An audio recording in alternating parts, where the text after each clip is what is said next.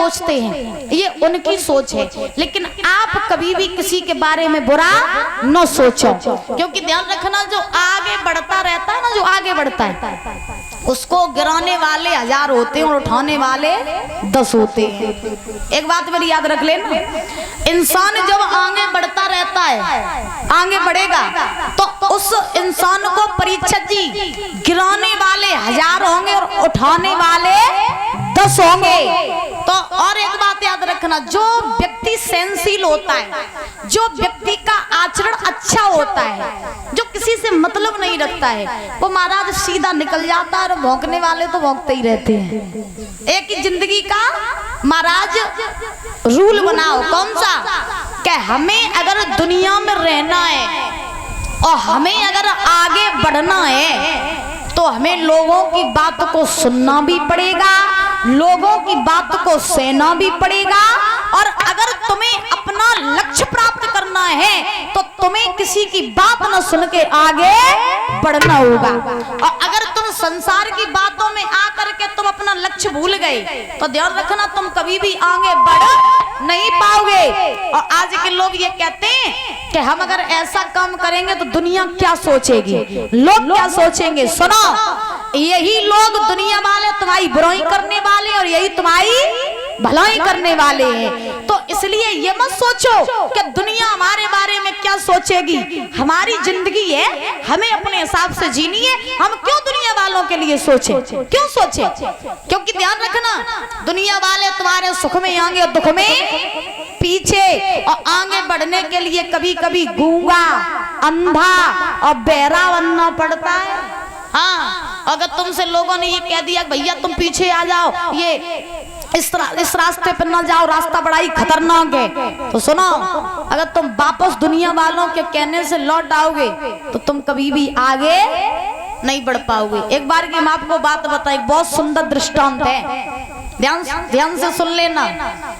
एक बार बुजुर्गों, एक मेढकों का झुंड था, मेढकों का, तो मेढकों का झुंड था तो बहुत से मेढक इकट्ठे महाराज बैठे हुए थे। एक पहाड़ के नीचे बैठे थे, पहाड़ के पास में।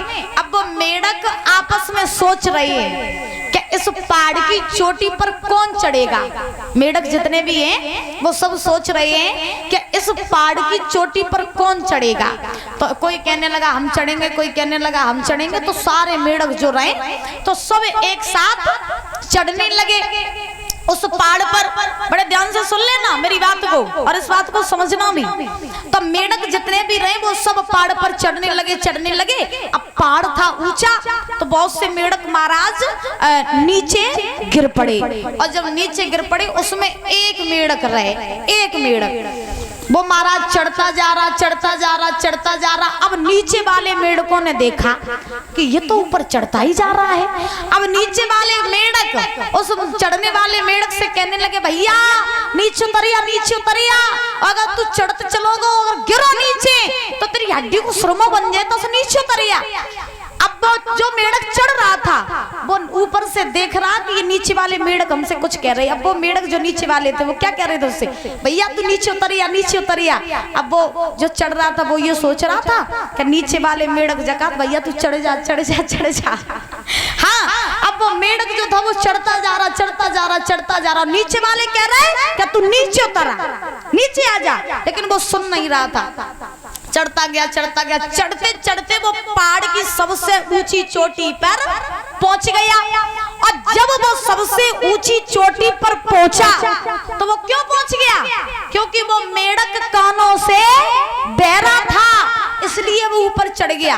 और अगर वो कानों से बहरा न होता और जो नीचे वाले कह रहे थे तू नीचे उतरिया तू गिर जाएगा, तो महाराज वो नीचे उतरिया तो ऊपर न चढ़ पातो। इसीलिए कहा जाता है मेरी माँ कि दुनिया अगर संसार में आगे बढ़ना है, ये बात मेरी सब लोग सुन लेना जितने लोग बैठे हैं, जिंदगी में आगे बढ़ना है, हाई लेवल तक पहुंचना है, तो आपको किसी की बात को नहीं सुनना है, किसी बातों की ध्यान नहीं देना है। आपको अंधा भी बनना है, गूंगा भी बनना है और बहरा भी बनना है, तभी आप आगे बढ़ पाओगे। और दुनिया की बातें सुनते रहो तो दुनिया महाराज तुम्हें मुंह पे भलाई और पीठ पीछे बुराई करती है। बोलिए गोविंद भगवान की। तो दुनिया की बातों में नहीं आना चाहिए। अब युधिष्ठिर ने पितामह भीष्म से कहा, बाबा अगर मेरे भैया दुर्योधन मेरे साथ बुरा करना चाहता है, ये उसका कर्म है, लेकिन मैं जरूर जाऊंगा।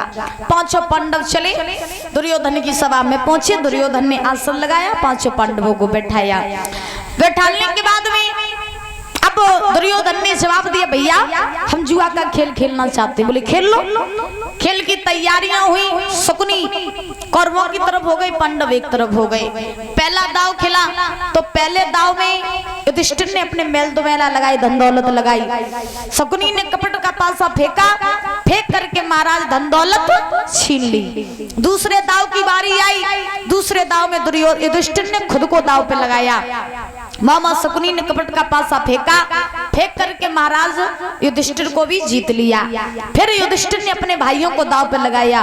शकुनी ने कपट का पासा फेंका, चारों भाइयों को भी जीत लिया। पांचों पांडव दुर्योधन के दास बन गए। अब शकुनी ने दुर्योधन की इस तरफ इशारा किया, अब क्या कर रहे हो, लगी लग द्रौपदी को भी मांग लो।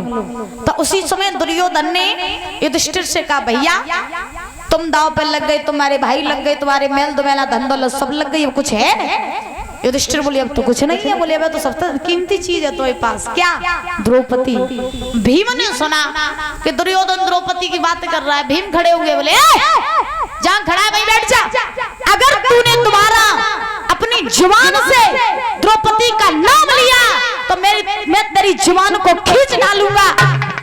जो तेरी मां समान भाभी है, उस द्रौपदी को तू सभा बीच में बुलाएगा और बुला करके उसको तू दांव पे लगवाएगा, मार डालेगा हम तुझे का तूने तुम्हारा द्रौपदी का नाम लिया तो। दुर्योधन कहने लगे बैठ जाओ, ज्यादा ना उछलो। क्यों? क्योंकि अब तुम्हारा कोई अधिकार नहीं है जो तुम हमसे बोल पाओ, बैठ जाओ चुपचाप। युधिष्ठिर ने भीम को बैठा ला। अब युधिष्ठिर ने द्रौपदी को भी दांव पे लगाया तो द्रौपदी को भी हार गए। उसी समय आज दुर्योधन ने दुशासन को बुलाया, जवाब दिया, सुनो भैया देरी न करो, चले जाओ और जा करके द्रौपदी को खींच करके सभा बीच में ले आओ।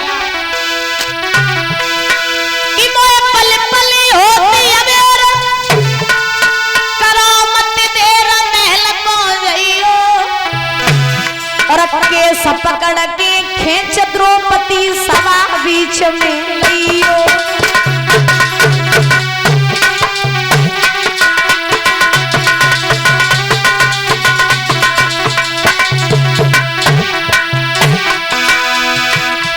भैया चले जाओ, जा करके केस पकड़ करके द्रौपदी को खींच करके सभा बीच में ले आओ। क्यों? क्योंकि वो समय आ गया जब द्रौपदी से हम अपने अपमान का बदला लेंगे।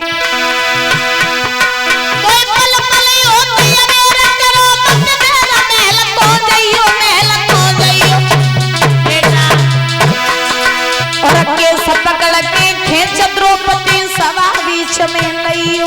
क्यों? मुझसे कही अंध के अंध फंसे मो फंदन बिलम लगइयो।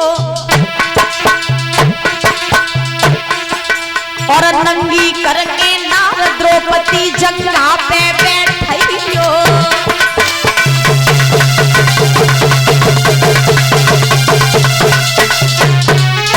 ऐसा ही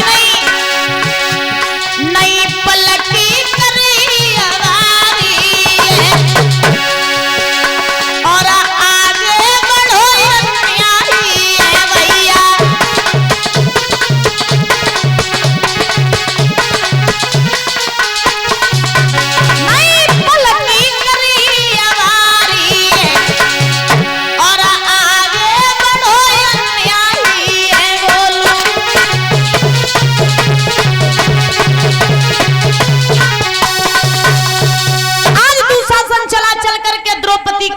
पहुंचा भाई जहां द्रौपदी भानुमति के पास में बैठी हुई थी।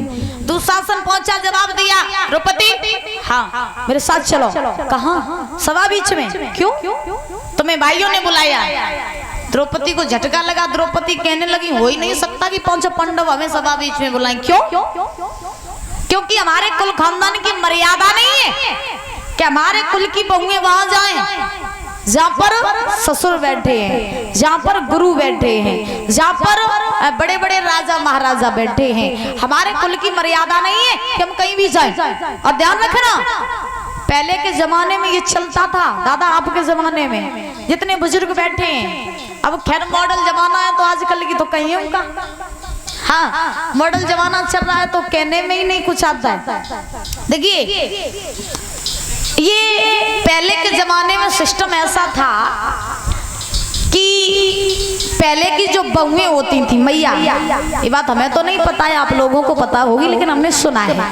पहले की जो बहुएं होती थी वो महाराज कभी भी अपने ससुर के सामने जाती नहीं थी। सही बात है ये, सही बात है। हाँ, पहले की बहुएं कभी भी अपने ससुर के सामने नहीं जाती थी, कभी भी नहीं जाती थी।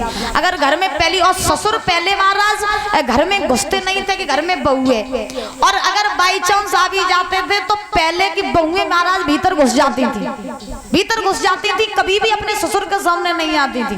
और आज का जमाना ऐसा आ गया कि अगर बाप और लड़का बात कर रहे होंगे तो बहू भीतर से आई अपने डोकर से ससुर से जगह डोकर तुम्हारी बुद्धि खराब हुई बुढ़ापे में। लड़का नहीं बोल पाएगा, उससे पहले बहू बोलेगी डोकर तुम्हारी बुद्धि खराब हुई है, तुम कम देखो, बहू बोलेगी। क्योंकि आज के जमाने में देखिए मॉडल, हम ये नहीं कहते कि ससुर आ जाएं तो पर्दा करो, क्योंकि घूंघट की प्रथा कभी से नहीं चली, ये बात याद रखना। हम नहीं कहते, कभी आपने ये देखा था, कभी कहीं पढ़ा कि मैया सीता जी ने दशरथ जी के सामने कभी घूंघट किया? कहीं पढ़ा आपने? बताओ बुजुर्गों, कभी पढ़ा हो कि सीता जी ने कभी दशरथ के सामने घूंघट किया? कभी नहीं किया, क्योंकि घूंघट की प्रथा ये कभी रही ही नहीं, कभी नहीं रही। क्योंकि मर्यादा तुम्हारे घूंघट से नहीं होती है, मर्यादा तो तुम्हारी आंखों से होती है। आंखों से छलकता है तुम्हारे गुण, आंखों से पता चलता है कि तुम्हारी दृष्टि कैसी है। और तुम मान लो एक हाथ लंबा घूंघट और तुम सास ससुर तो डुकरा डुकरिया काती हो, सास ससुर को तुम एक गिलास पानी ना पिलाती हो तो का तुम धर्म में घूंघट मारबे से? बता, सास अगर कछु कह दे तो घूंघट रंग नहीं, तुम खूब गारी देती, सास को नकटी बहुत आगे है, तो सास तो जिया नहीं ना हमें देते। तो कहने का अभिप्राय ये है कि शर्म आंखों में होनी चाहिए, घूंघट से कुछ नहीं होता है। घूंघट की प्रथा बड़े बुजुर्गों ने कर दी थी कि घूंघट मान लो तो मर्यादा होती है ना जी, मर्यादा आपकी आंखों से होती है, आंखों में मर्यादा, आंखों में लोक लाज शर्म होनी चाहिए। ध्यान रखना, आज ध्यान रखना। जैसे ही महाराज दुशासन गया, द्रौपदी कहने लगी हो नहीं सकता कि मेरे पंडित मुझे बुलाए, मैं नहीं जाऊंगी सभा बीच में। दुशासन कहने लगा